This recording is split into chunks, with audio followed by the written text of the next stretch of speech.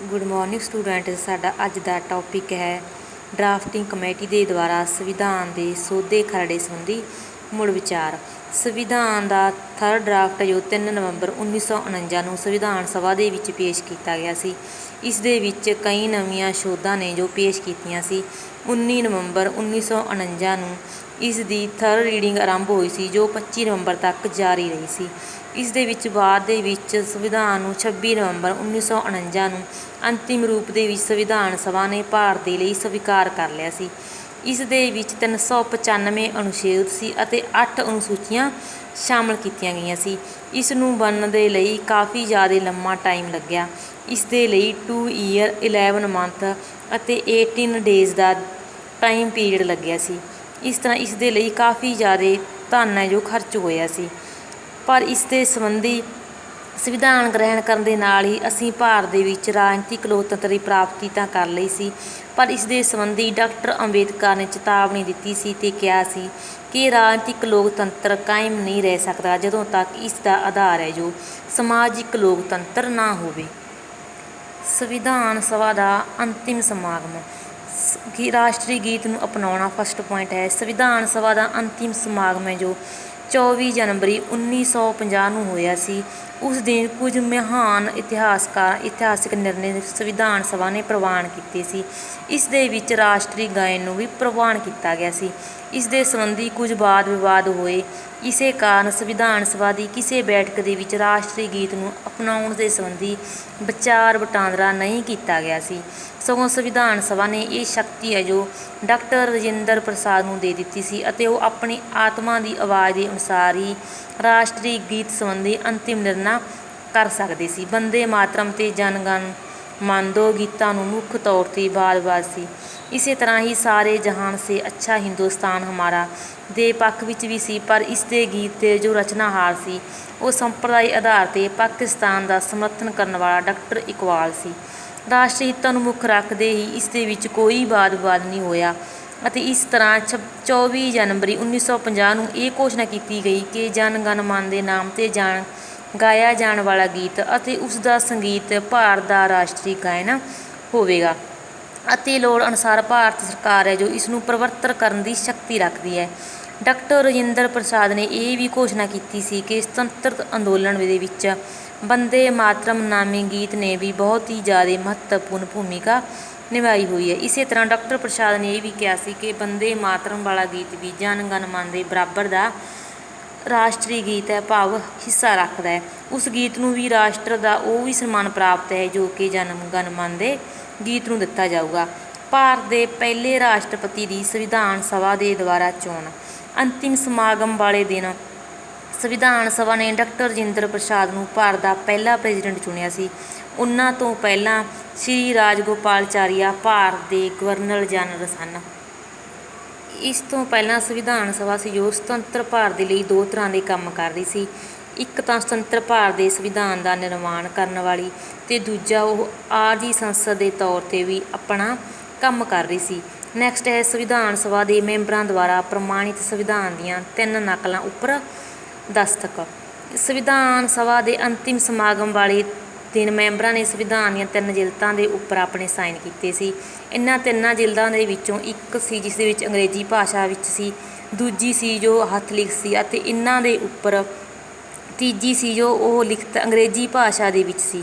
ਇਹਨਾਂ ਦੇ ਉੱਪਰ ਮੈਂਬਰਾਂ ਨੇ ਆਪਣੇ ਸਾਈਨ ਕੀਤੇ, ਜਿਸ ਦੇ ਵਿੱਚ ਡਾਕਟਰ ਰਾਜਿੰਦਰ ਪ੍ਰਸਾਦ ਨੇ ਵੀ ਆਪਣੇ ਸਾਈਨ ਕੀਤੇ ਸੀ। ਇਸ ਤਰ੍ਹਾਂ ਸੁਤੰਤਰ ਭਾਰਤ ਦਾ ਆਪਣਾ ਸੰਵਿਧਾਨ ਤਿਆਰ ਹੋ ਗਿਆ ਜੋ ਕਿ 26 ਜਨਵਰੀ 1950 ਨੂੰ ਲਾਗੂ ਹੋਇਆ ਸੀ। ਸੰਵਿਧਾਨ ਸਭਾ ਵਿੱਚ ਨਿਰਣੇ ਲੈਣ ਦੀ ਵਿਧੀ। ਫਸਟ ਪੁਆਇੰਟ ਹੈ ਸਰਬਸੰਮਤੀ ਅਤੇ ਸਮਝੌਤੇ ਦੀ ਪ੍ਰਕਿਰਿਆ। ਭਾਰਤੀ ਸੰਵਿਧਾਨ ਦਾ ਨਿਰਮਾਣ ਕਰਨ ਵਾਲੀ ਸੰਵਿਧਾਨ ਸਭਾ ਇੱਕ ਰਾਜਨੀਤਿਕ ਸੰਸਥਾ ਸੀ। ਇਸ ਸੰਸਥਾ ਦੇ ਸੰਗਠਨ ਦੀ ਯੋਜਨਾ ਬਰਤਾਨਵੀ ਸਰਕਾਰ ਦੇ ਦੁਆਰਾ ਕੀਤੀ ਗਈ ਸੀ। ਇਸ ਤਰ੍ਹਾਂ ਸੰਵਿਧਾਨ ਸਭਾ ਦੀ ਚੋਣ ਸੰਪਰਦਾਇਕ ਆਧਾਰਾਂ 'ਤੇ ਹੋਈ ਸੀ ਅਤੇ ਵੱਖ-ਵੱਖ ਰਾਜਨੀਤਿਕ ਦਲਾਂ ਨੇ ਇਸ ਦੇ ਵਿੱਚ ਹਿੱਸਾ ਲਿਆ ਸੀ। ਇਸ ਤਰ੍ਹਾਂ ਇਹ ਹੋ ਨਹੀਂ ਸਕਦਾ ਕਿ ਉਹਨਾਂ ਦੇ ਵਿੱਚ ਕੋਈ ਆਪਸੀ ਮਤਭੇਦ ਨਾ ਹੋਣ। ਇਹਨਾਂ ਦੇ ਵਿੱਚ ਤਰ੍ਹਾਂ ਦੇ ਮਤਭੇਦ ਸੀਗੇ, ਜਿਸ ਤਰ੍ਹਾਂ ਇਸ ਦੇ ਲਈ ਅਸੀਂ ਕਹਿ ਸਕਦੇ ਹਾਂ ਕਿ ਉਹਨਾਂ ਦੇ ਵਾਦ ਵਿਵਾਦਾਂ ਦੇ ਮਾਮਲਿਆਂ ਦਾ ਨਿਰਣਾ ਜੋ ਸਦਨ ਦੇ ਮੈਂਬਰਾਂ ਦੀ ਵੰਡ ਕਰਨ ਦੀ ਵਿਧੀ ਅਪਣਾਈ ਗਈ ਸੀ, ਜਿਸ ਦੇ ਵਿੱਚ ਸੰਵਿਧਾਨ ਸਭਾ ਨੇ ਸਰਬਸੰਮਤੀ ਅਤੇ ਸਮਝੌਤੇ ਦੀ ਪ੍ਰਕਿਰਿਆ ਅਪਣਾਈ। ਅਤੇ ਉਹਨਾਂ ਨੇ ਉਹਨਾਂ ਵਿਚਾਰਾਂ ਨੂੰ ਜੋ ਉਹਨਾਂ ਨੂੰ ਸਹੀ ਲੱਗੇ ਉਹਨਾਂ ਨੂੰ ਅਪਣਾਇਆ।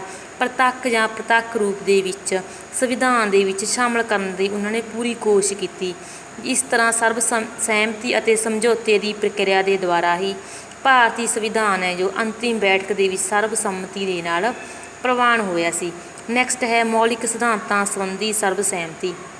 ਭਾਰਤੀ ਸੰਵਿਧਾਨ ਦੇ ਵਿੱਚ ਸੰਸਦੀ ਲੋਕਤੰਤਰ, ਸੰਘਵਾਦ, ਧਰਮ ਨਿਰਪੱਖਤਾ, ਨਿਆਇਕ ਸਰਵਉੱਚਤਾ ਇਹ ਇਸ ਦੇ ਭਾਰਤੀ ਲੋਕਤੰਤਰੀ ਸਮਾਜਵਾਦ ਦੇ ਭਾਰਤ ਸੰਵਿਧਾਨ ਦੇ ਮੌਲਿਕ ਸਿਧਾਂਤਾਂ ਦੇ ਵਜੋਂ ਮੰਨੇ ਜਾਂਦੇ ਨੇ। ਸੰਵਿਧਾਨ ਸਭਾ ਦੀਆਂ ਬਹਿਸਾਂ ਤੋਂ ਇਹ ਸਪਸ਼ਟ ਹੁੰਦਾ ਹੈ ਕਿ ਸੰਵਿਧਾਨ ਦੇ ਅਜਿਹੇ ਮੌਲਿਕ ਸਿਧਾਂਤਾਂ ਸੰਬੰਧੀ ਸੰਵਿਧਾਨ ਸਭਾ ਦੇ ਮੈਂਬਰਾਂ ਦੇ ਵਿੱਚ ਆਪਸੀ ਜੋ ਮਤਭੇਦ ਨਹੀਂ ਸੀਗੇ। 1928 ਦੀ ਨਹਿਰੂ ਰਿਪੋਰਟ ਦੇ ਲਗਭਗ ਇਹਨਾਂ ਸਾਰੇ ਮੌਲਿਕ ਸਿਧਾਂਤਾਂ ਦੀ ਸਿਫਾਰਿਸ਼ ਕੀਤੀ ਗਈ ਸੀ। ਬਰਤਾਨਵੀ ਸ਼ਾਸਕਾਂ ਨੇ ਵੱਖ-ਵੱਖ ਕਾਨੂੰਨਾਂ ਦੇ ਦੁਆਰਾ ਸੰਸਦੀ ਲੋਕਤੰਤਰ ਦੇ ਸਿਧਾਂਤਾਂ ਨੂੰ ਕੁਝ ਹੱਦ ਤੱਕ ਲਾਗੂ ਕੀਤਾ ਸੀ। ਇਸ ਤਰ੍ਹਾਂ ਰਾਸ਼ਟਰੀ ਕਾਂਗਰਸ ਨੇ ਸੰਘਾਤਮਕ ਪ੍ਰਣਾਲੀ ਦੀ ਮੰਗ ਕੀਤੀ ਸੀ। ਬਾਅਦ ਦੇ ਵਿੱਚ ਕੁਝ ਸਮਾਜਵਾਦੀ ਸਰੂਪ ਦੀਆਂ ਵਿਵਸਥਾਵਾਂ ਨੇ ਜੋ ਰਾਜਨੀਤੀ ਦੇ ਨਿਰਦੇਸ਼ ਸਿਧਾਂਤਾਂ ਦੇ ਰੂਪ ਵਿੱਚ ਸੰਵਿਧਾਨ ਦੇ ਵਿੱਚ ਅੰਕਿਤ ਕਰ ਦਿੱਤੀਆਂ ਗਈਆਂ ਸੀ। ਸੰਵਿਧਾਨ ਸਭਾ ਦੇ ਕੁਝ ਮੈਂਬਰਾਂ ਨੇ ਕੇਂਦਰ ਨੂੰ ਵਧੇਰੇ ਸ਼ਕਤੀਸ਼ਾਲੀ ਬਣਾਉਣ ਦੇ ਸੰਬੰਧੀ ਵਿਰੋਧ ਕੀਤਾ ਸੀ। ਡਾਕਟਰ ਅੰਬੇਦਕਰ ਨੇ ਉਹਨਾਂ ਮੈਂਬਰਾਂ ਦੇ ਵਿਚਾਰਾਂ ਨੂੰ ਮੁੱਖ ਰੱਖਦਿਆਂ ਹੋਇਆਂ ਡਰਾਫਟ ਸੰਵਿਧਾਨ ਦੇ ਵਿੱਚ ਕੁਝ ਤਬਦੀਲੀਆਂ ਕਰਕੇ ਉਹਨਾਂ ਦੇ ਮੈਂਬਰਾਂ ਦੀ ਜੋ ਵਿਰੋਧੀ ਸੀ ਉਸ ਨੂੰ ਖਤਮ ਕਰਨਾ ਚਾਹੁੰਦੇ ਸੀ।